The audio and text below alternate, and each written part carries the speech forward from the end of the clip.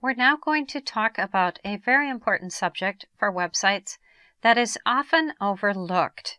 And I want to make sure you incorporate this into your website planning, and that is the issue of accessibility.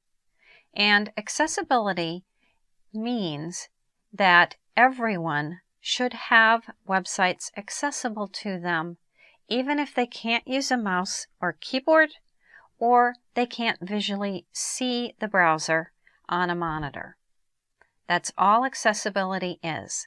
The idea is the web should be accessible to everyone, even if they have some kind of handicap that prevents them from using it using a keyboard and mouse and visually viewing the web pages.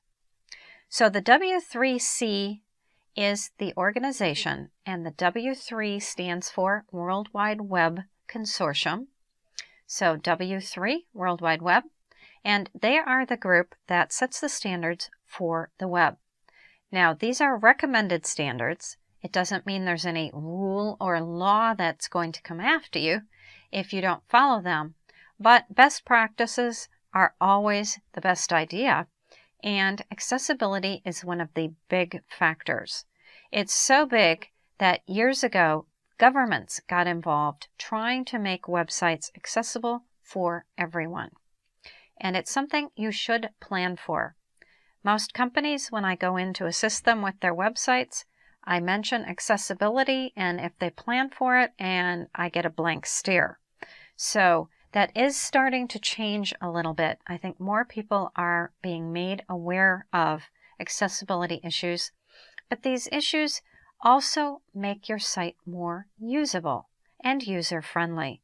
And anybody who's creating a website wants a user-friendly website. So let's take a look at some places you can go to get more information on accessibility and some rules to follow to make sure that you're considering everything. And this is all in the planning stage of your website. So the basic w3.org is the website to go to, and this is the World Wide Web Consortium, and in the left-hand side you can see there's accessibility listed right here. So if I click on that, what it does is move me into the Web Accessibility Initiative. And this is a big initiative that's global. This is not just a specific country type of accessibility. This is a global issue. And what we've done is moved into what's known as the Web Accessibility Initiative. The idea is they want to assist you and provide information that you can go through as you're building your website to make it more obvious to you how to make your site accessible and user-friendly. So let's take a look at some of the information within this area, because it is a bit overwhelming. And a lot of this is done in very legal speak, so it's somewhat hard to read a bit of this. So let me give you some direction here. Let's look at the Web Content Accessibility Guidelines. And these are guidelines to follow if you're creating a website. And you can see under Guidelines and Techniques in this left-hand side, we are in the Web Content area. And there's a how to meet, there's all kinds of information in here. But let me just highlight a few things for you. So the idea is, this is where web content developers and authors can come to get information. So they simply state that. Now this particular 2.0 version is quite a change from the 1.0 version. And it's something that you want to go through. The 1.0 version, and they state it right here fairly easily, the 1.0 version had different priority levels. And what you did was you determined what priority level you want to go to. When they revamped it, they completely revamped it. Now it's based on 4 principles. And those 4 principles also have 3 levels available within each principle of A, AA, and AAA. So let's take a look at what those are. Now, getting started with web accessibility, it gives you some basics right here. And as I said, there's a lot of information in here. But what are the essential components needed? Well, let's take a look. These are things to think about as you're in the planning phase for your website. What is the content? And how are you going to display that content or get the information from that content across to somebody if they can't visually see an image or they can't hear a video? You have to consider those types of things. It also mentions web browsers, media players, what type of device is going to be viewing your content. Screen readers. Are users going to be using some additional types of technology in order to be able to view your web page? Also, what are the users that are going to be coming to your website? If this is an intranet for a major company, you know who the employees are who are going to use it, so you have some control. If this is out on the internet, you don't know who the users are, so you really have to pay more attention to the accessibility piece because your user base is much broader. So this just kind of is an overview here of how it all works together. So what are the essential components? Well, we just took a look at them, but let's take a look at what the concepts are within accessibility. And these are the concepts. So you can see this is WCAG 2 at a glance, and that's right where I am.